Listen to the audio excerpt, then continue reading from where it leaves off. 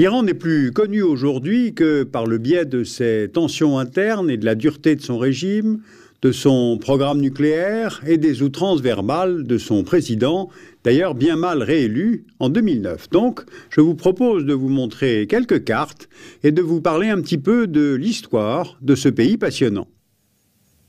L'Iran opère comme une jonction entre monde arabe, monde turc, monde caucasien et monde indien. Ce pays cumule plusieurs originalités. Il a de l'eau et une population importante. Il a donné une grande civilisation et n'a jamais été colonisé. Il a été le premier État de la région à exploiter le pétrole, puis à le nationaliser. Il a été le premier État de la région disposant d'une constitution parlementaire et aujourd'hui, il est le premier État islamique chiite.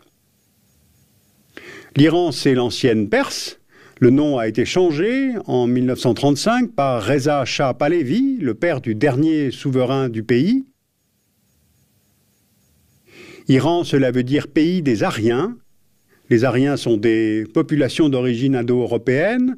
Aryen en sanskrit, cela veut dire noble, excellent, honorable.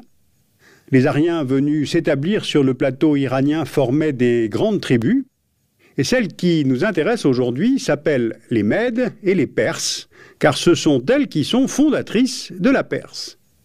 C'est depuis la province de Fars que les Perses ont donné naissance à plusieurs grands empires, notamment celui des Achéménides, du 5e au 3e siècle avant Jésus-Christ. On oublie souvent que l'Iran des Achéménides est avec la Chine de Qin Shi Huangdi et l'Égypte des pharaons la plus ancienne forme étatique centralisée au monde. Ensuite, des Sassanides du 3e au 7e siècle de notre ère. Puis surviennent les invasions des tribus arabes, apportant avec elles l'islam, la nouvelle religion prêchée par Mahomet, qui écarte progressivement le zoroastrisme, la religion des Perses, fondée par Zarathustra. Puis viennent les Séfévides du 16e au 18e siècle. C'est la dynastie des Séfévides qui va établir le chiisme comme religion officielle en 1502. Ils se déclarent chiites car ils rattachent leur généalogie à Ali, le gendre de Mahomet. Et les chiites, je vous le rappelle, estiment que seuls les membres de la famille de Mahomet peuvent avoir la fonction de guide pour les fidèles. Et aujourd'hui, près de 95% des Iraniens sont musulmans chiites. C'est le seul pays musulman où les chiites sont à ce point majoritaires, et en Irak, ils sont entre 60 et 65% de la population du pays. L'Iran fait 1 600 000 km², soit à peu près 4 fois la superficie de l'Allemagne. La capitale est Téhéran, c'est un pays de près de 70 millions d'habitants, et c'est un pays multiethnique. Un peu plus de la moitié des Iraniens sont persans, ils occupent le centre et l'est du plateau iranien, alors que les minorités sont plutôt en périphérie du pays. On les repère sur la carte, les Azéris, les Kurdes, les Arabes, les Turkmènes, les Baloutches, les Bakhtiars notamment. Et le régime iranien a la particularité d'être à la fois un régime théocratique, c'est-à-dire primauté du gouvernement du jurisconsulte religieux, c'est-à-dire la primauté du guide suprême, et un régime démocratique, puisqu'il y a élection pour élire l'Assemblée consultative islamique et pour désigner le président de la République iranienne. Alors comment marche ce pays ? La croissance annuelle moyenne du PIB tourne autour de 6% en 2007. L'Iran est un pays d'élevage, surtout des ovins, producteur de laine. L'Iran, je vous le rappelle, est un grand exportateur de tapis. C'est aussi un grand pays agricole. La production céréalière est plutôt au nord, dans les provinces caspiennes. Mais l'Iran est surtout un pays d'une richesse exceptionnelle en hydrocarbures. Il détient 11% des réserves mondiales prouvées en pétrole, 16% des réserves en gaz. On voit ici la localisation des gisements de gaz et de pétrole et les raffineries ainsi que les ports pour l'exportation du pétrole brut.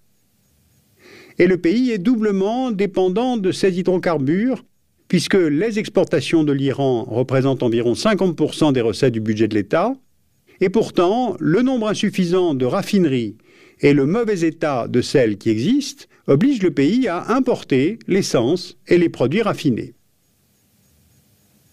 Alors justement, regardons l'environnement régional. L'Iran est riverain au nord de la mer Caspienne et au sud du golfe qui porte son nom, le golfe Persique, par lequel il exporte une part de sa production. Et le pays a pour voisins le Pakistan, l'Afghanistan, le Turkménistan, l'Arménie, la Turquie et l'Irak. Et le point commun entre tous ces pays étant que presque chacun d'entre eux est un pays instable. À l'est, en Afghanistan, ce pays est toujours aussi pauvre, toujours aussi instable, et Téhéran se méfie à la fois de la guérilla des talibans et du gouvernement central mis en place à Kaboul par les États-Unis. Fin 2008, on dénombrait en Afghanistan environ 18 000 soldats américains et près de 51 000 soldats des forces internationales pour le contingent de l'ISAF. Et d'ailleurs, le nombre de soldats américains devrait être renforcé en 2009 avec l'arrivée de l'administration démocrate. Au sud-est, le Pakistan, également instable, est écartelé entre les choix de politique extérieure du gouvernement pro-américain et les adhésions de la société pakistanaise, musulmane et anti-américaine. La partie iranienne de la province du Séistan-Baloutchistan est elle aussi très instable. La région, à la frontière de l'Afghanistan et du Pakistan, est le berceau de la plus importante communauté sunnite d'Iran, et comme elle est moins développée que le reste du pays, parce que laissée à l'abandon par le pouvoir, elle se sent opprimée par le gouvernement chiite. Une série d'attentats et d'affrontements ont eu lieu dans la région, et le gouvernement iranien accuse les rebelles baloutches de recevoir de l'aide britannique et américaine. Et enfin, à l'ouest, évidemment, l'Irak. Pour l'Iran, la fin de Saddam Hussein est plutôt une bonne chose. Il ne faut pas oublier que c'est Saddam Hussein qui a attaqué l'Iran en septembre 80. La guerre a duré jusqu'en 1988. Donc le régime de Bagdad cesse d'être menaçant pour l'Iran, mais à la place s'installe une situation instable et un régime favorable aux intérêts américains qui permettra la présence de bases militaires américaines. Plus à l'ouest encore, au Liban, l'Iran demeure actif dans une politique anti-israélienne, en soutenant le mouvement chiite Hezbollah et à l'échelle nationale, en voulant apparaître comme le pays du Moyen-Orient le plus menaçant pour Israël. Donc si on regarde les évolutions géopolitiques régionales, vues du point de vue de Téhéran, le pays est comme entouré par les bases et les facilités américaines, dans le Golfe au sud, en Afghanistan à l'est, en Irak à l'ouest et dans plusieurs États d'Asie centrale au nord. Et tout cet environnement dessine en fait la politique extérieure de Téhéran et peut expliquer, sans le justifier, le programme nucléaire iranien.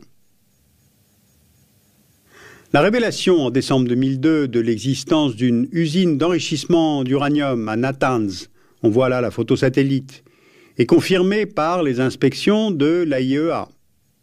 Le fait que l'Iran, sur le site de Arak, produise de l'eau lourde, c'est-à-dire de l'eau ordinaire enrichie en isotopes deutérium d'hydrogène, utilisés comme modérateur dans certains réacteurs nucléaires ou bien dans le cycle de fabrication des bombes.